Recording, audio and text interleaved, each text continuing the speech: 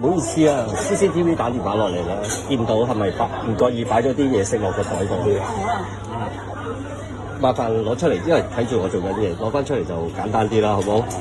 嚇，因為食物話衞生啦，始終都全部唔緊要嘅，食到可以全部喺度食嘅。嚇，同埋咁大袋嗰啲攞埋出嚟，我已經唔係。嗰啲牛肉應該係我哋公司嘅，唔好意思啊。嚇，攞埋出嚟嘅，仲有啲蝦啊剩啊，不如成盒攞出嚟好嘛？始終都要保障翻顧客噶嘛。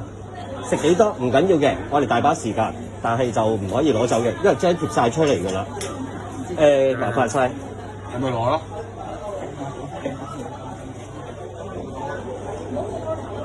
成袋啊！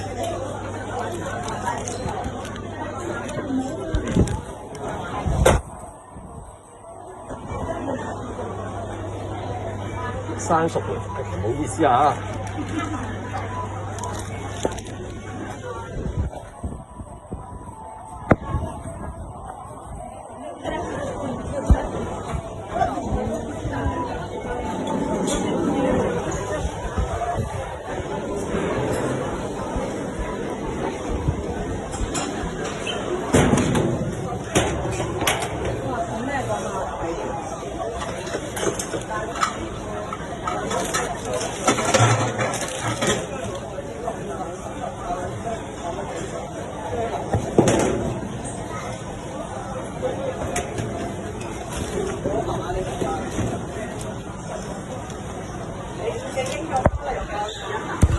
咁啱啱喺 A49嗰度啦，見到個客就倒取咗比較多嘅食材拎走。